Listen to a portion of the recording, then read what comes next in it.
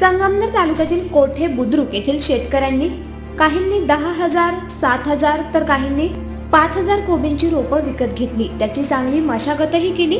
लाखोंचा खर्च केल्यानंतर मात्र या कोबीला सुपारीसारखे बारीक बारीक गड्डे आले आहेत. यामुळे या गावातील शेतकरी मेटाकुटीला आल्याचे पाहायला मिळत आहे. कंपनीचं बियाणे घेतलं होतं, ते रोप त्यांनी फसवलं आम्हाला. आम्ही त्यांच्याकडे गेलो होतो, पण ते काय आम्हाला ओढाओढीची उत्तरं देतात.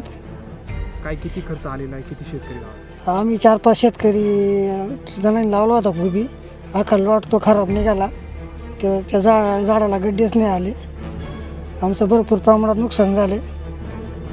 कंपनीने काहीतरी द्यावा अशी आमची इच्छा आहे. मोठ्या आशेनं कोबी लावला होता, पण अख्ख्या अंगावर आले. त्यामुळे संबंधित कंपनीवर तात्काळ कारवाई करा आणि आम्हाला नुकसान भरपाई द्या अशी मागणी हा शेतकरी वर्ग करत आहे.